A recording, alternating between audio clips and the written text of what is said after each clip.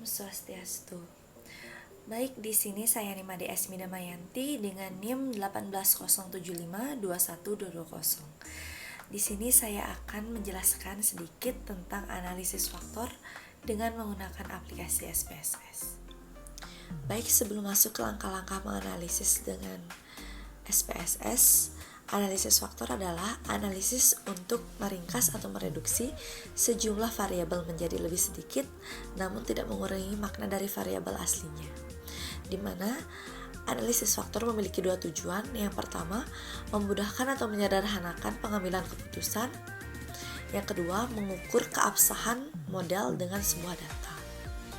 Baik, berikut ini merupakan tahap-tahap analisis faktor dengan menggunakan SPSS.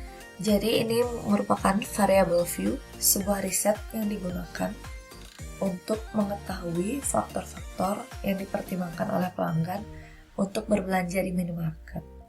Di sini terdapat 6 variabel, yaitu X1 harga, X2 kualitas produk, X3 parkir, X4 kelengkapan produk, X5 diskon, dan X6 varian produk.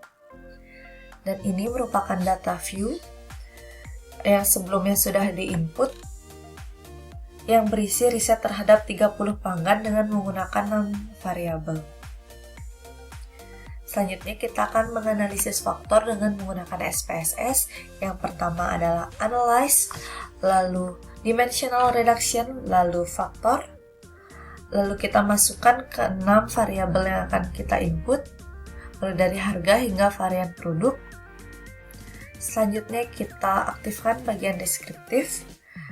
Kita aktifkan seluruh bagian pada correlation matrix mulai dari koefisien hingga anti-image, yang dimana nantinya pada hasil output kita gunakan sebagai standar validasi analisis faktor tersebut.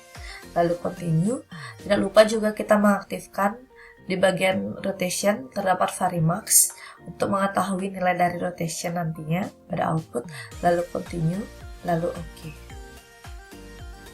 Ini merupakan output dari analisis faktor yang telah kita lakukan sebelumnya.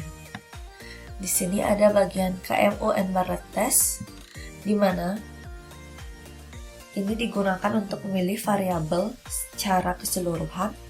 Lalu ada bagian anti-image matrix, tepatnya pada bagian anti-image correlation, kita gunakan untuk memilih variabel secara individu. Lalu di bagian ini ada extraction, di mana kita gunakan sebagai pemilihan untuk menjadi anggota faktor. Selanjutnya ada total variant explain, yaitu kita bisa melihat nilai initial eigenvalue di mana digunakan sebagai penentu berapa faktor yang akan terbentuk nantinya.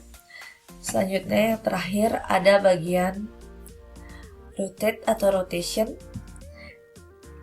Dan pada bagian rotate atau rotation ini kita gunakan sebagai pembeda ke faktor mana sebuah variabel tersebut nantinya. Jadi ini merupakan validasi analisis faktor yang nanti digunakan pada output analisis faktor untuk menentukan valid atau tidaknya nilai dari hasil analisis tersebut.